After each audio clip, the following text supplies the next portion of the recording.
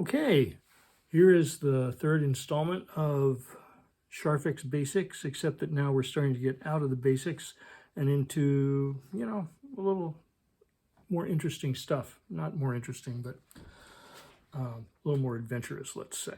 So first thing I want to do, I have not changed the blade since the last session, but it's still fairly sharp. I'm going to do a bevel pair on the edge of this piece of leather to show that indeed you can bevel with the Scharf-fix. It's just that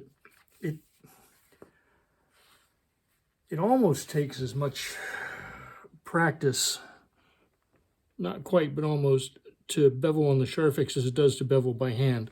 So, given the choice, you can just pull out your knife and run a bevel, as opposed to setting this up. Now I'm setting this on a slight angle, which let me grab a piece of paper, I'll slide behind there. Hopefully you can see. Okay, it's not very much of a bevel. You need to do this as with everything with the Scharf-fix, actually with everything pairing, in a progressive manner, little by little. So my first pass,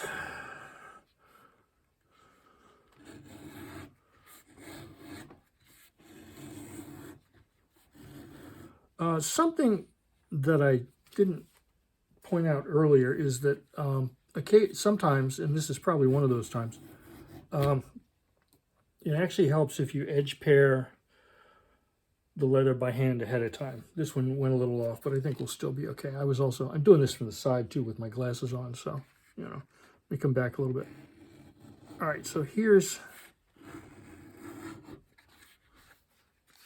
you can see the first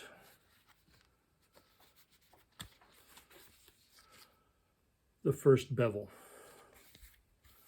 All right, which actually isn't too bad. I didn't come to the end. No, that's all right. It's getting down there, as you can see. All right. Now, what I'm going to do next is I can slide the leather in a little farther, because now that I've cut some off, it's going to, the blade's not going to contact it. And I can take a little bit more off of the kind of the edge of the plateau, as it were. All right. So there's the second pass. Now I'm going to crank the angle down a little more, and I'm going to actually drop the blade a tad. And now this will give me a slightly wider, slightly longer bevel. There we go. If I don't screw it up, which I did. Try again.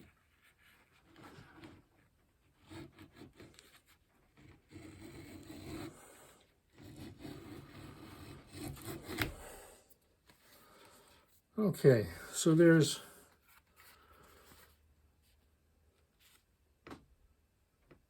two passes, and that's actually not half bad. I don't know if I'd mess much more with something like that. As with hand pairing, the edge is never going to stay straight once you start to pair it. But that's a simple bevel on the flesh side of a piece of leather for a turning. Okay, or head cap or whatever. Again, I find that I have more control when I do this by hand, but sometimes it's another aspect of skill that never hurts to learn. All right, so that's pairing on a bevel with a Scharf-fix. Now let me bring this back to parallel, or roughly parallel. I'm doing this from the side, so it's kind of by guess or by God. Now, something that is hopefully will be of interest, and I showed the Japanese papermaking book with all the Scharf-fix paired leather panel, is that you tend to assume that you're going to pair the back side of the leather. You're going to pair the flesh side, but turns out that you can pair the grain off. If you want some really thin onlays, or what Philip Smith called netted onlays, Which way should it go here? Let me just cut this one more time. I should have done this earlier, but hey. All right. So here I've got, now the nice thing about this is a nice gray. The dye is different than the base color of the leather.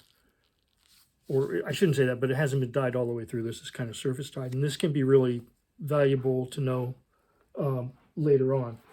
So what I'm going to do is, again, I'm going to come in here, going to raise up my blade. So now it's just barely touching, okay? If I drop it down a little bit, and again, you have to do this incrementally until you get what you want. Let me do it off to the side here. And then just start to bring the blade down. At some point, you will end up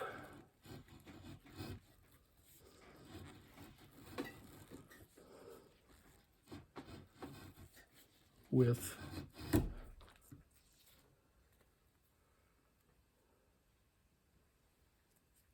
this. If you look at this, if you look through this if you look through this at a light, you will see little bits of light coming through all the little holes. But there is, you know, the beginning of a feathered onlay. Actually, these are feathered onlays. If you do that kind of thing, you know, if you wanted to tear this off,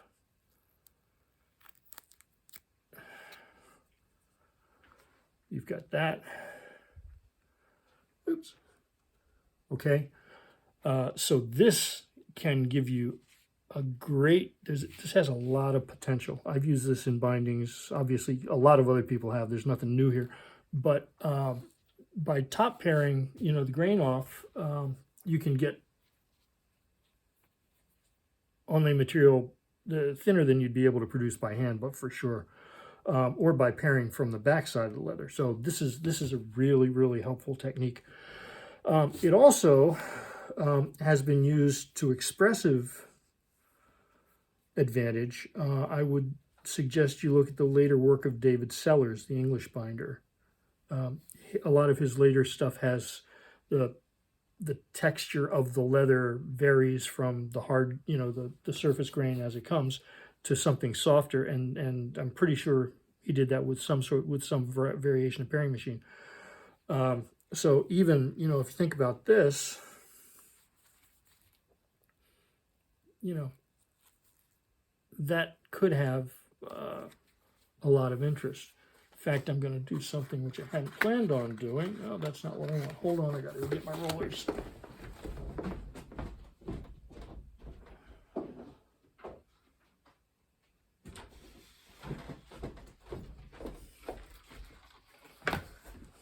There we go. Let's do a slightly wider one. Crank up. Take that off. Put this on. Okay, and you can see that's a lot taller. So if I bring this down,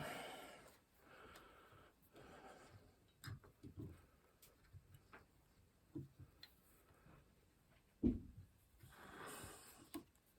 me a minute.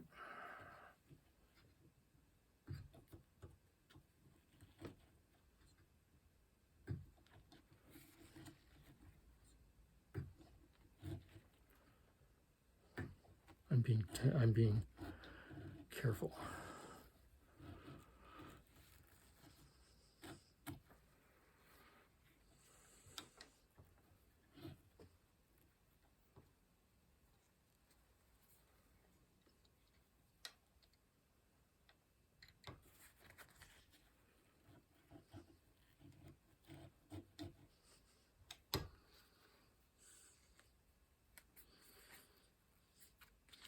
Okay, now I'm just goofing around, but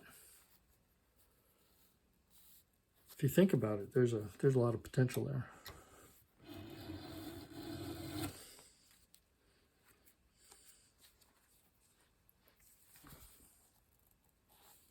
All right, and because you're just taking the tiny, you know, just basically the top of the grain,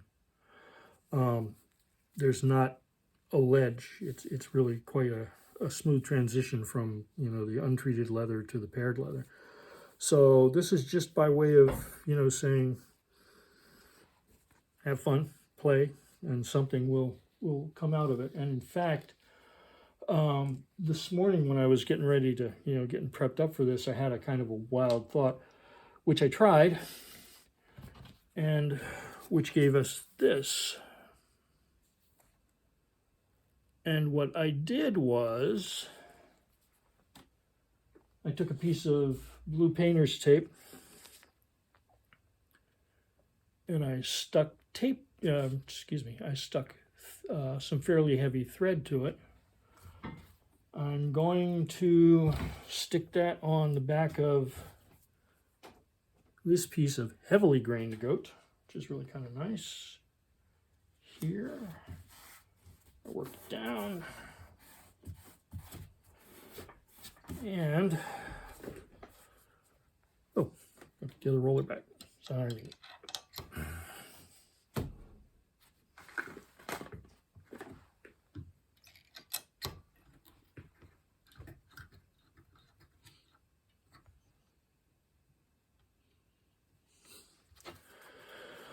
This is a pretty piece. This is a pretty thick piece of leather, so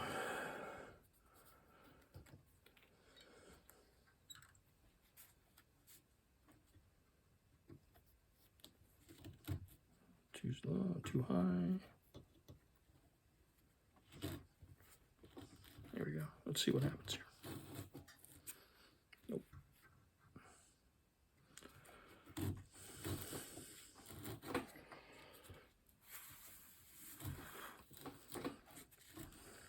Oh, and this is the chance you take when you do it. So obviously I planned wrong, but if you wanted a little window in your leather, you know, you could do that too. That's a joke. You probably won't want to do that. Let me crank this back up, come back from the other side, see if we can get a better result. Nothing guaranteed. And this is the only way you learn stuff, so. Okay, lastima.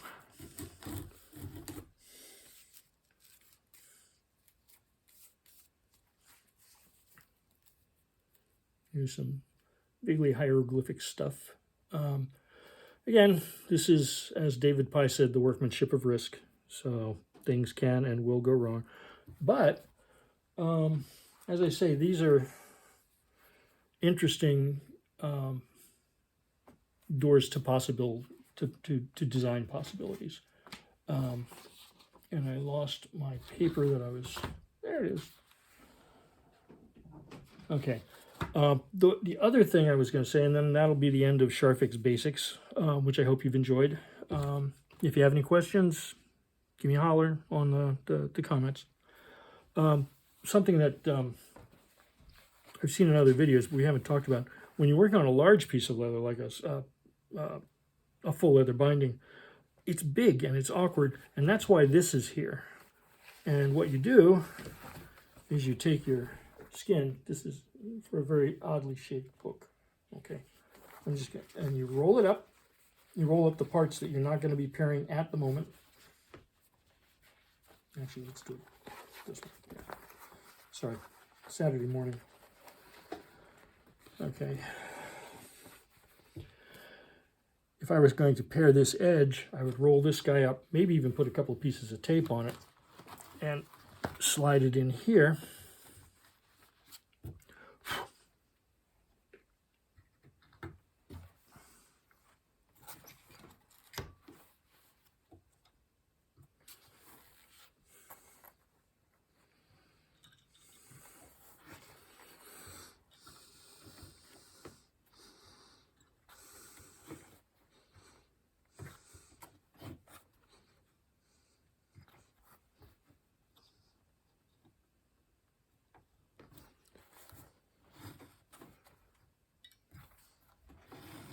And pair.